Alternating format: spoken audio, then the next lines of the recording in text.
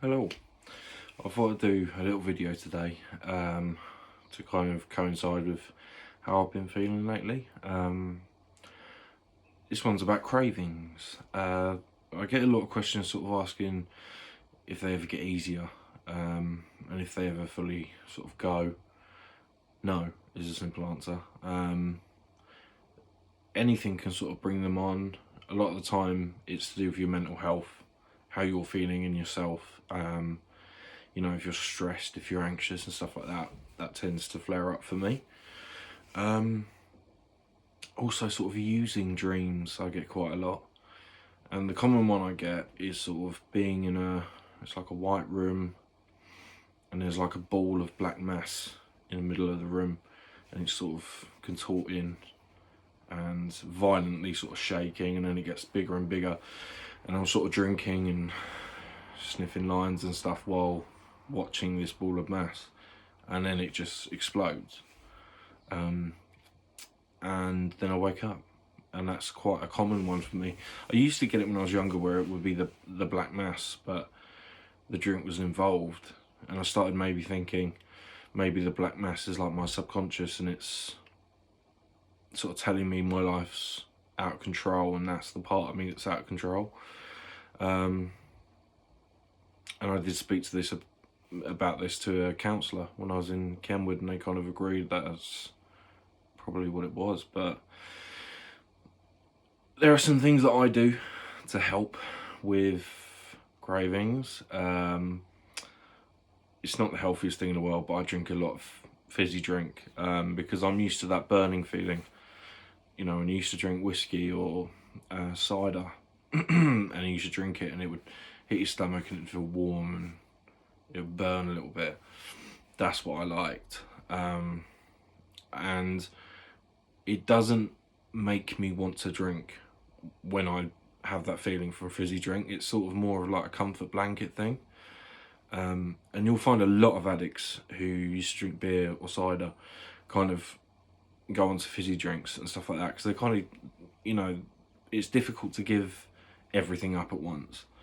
And I never think I'm going to relapse, ever. But the trick in recovery is to never get cocky, because it can happen to anyone. And I know that all too well. I've seen a lot of people relapse, and it's a horrible thing to watch someone go through.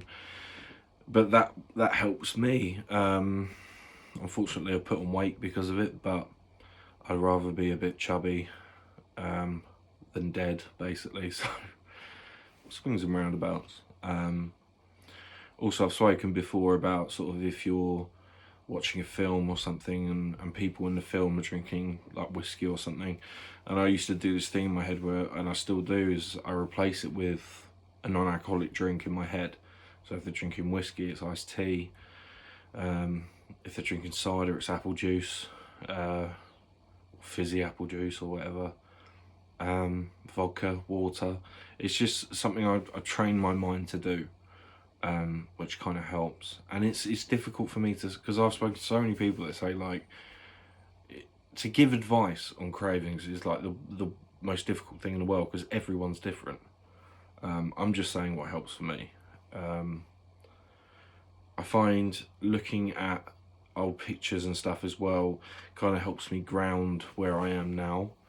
And I have so many memories still very fresh in my mind from when I was drinking, which I don't think will ever go because they were so traumatic. And that helps remind me of, you know, how much it destroyed my life. And it kind of reminds me of how grateful I am and lucky I am and stuff like that. So that helps a lot.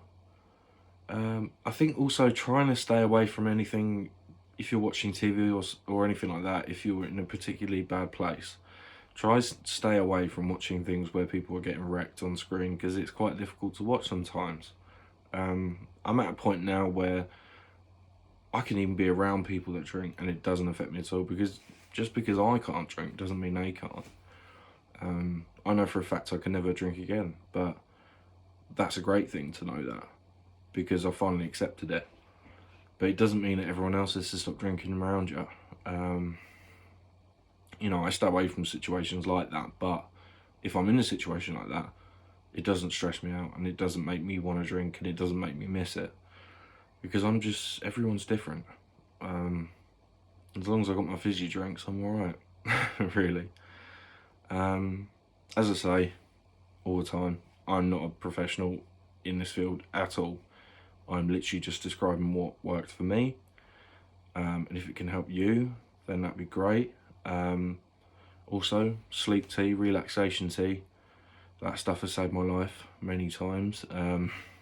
Not properly, but you know, I suffer with severe anxiety, so when I'm going through something, a couple of cups of that and I'm relaxed, chilled. And if you want the website, let me know and I'll send you a link to it. And you know, it tastes grim, but you know, they give this stuff to addicts in detox to help them relax. And it's legal and stuff like that. It's not addictive or anything like that. It's literally just herbs. It's herbal tea, and it uses natural ingredients to help you relax. And I maybe have a couple of cups a week now, because my anxiety's not too bad, but it does get bad, and it's good to know I've got that to help. But yeah, good to catch up.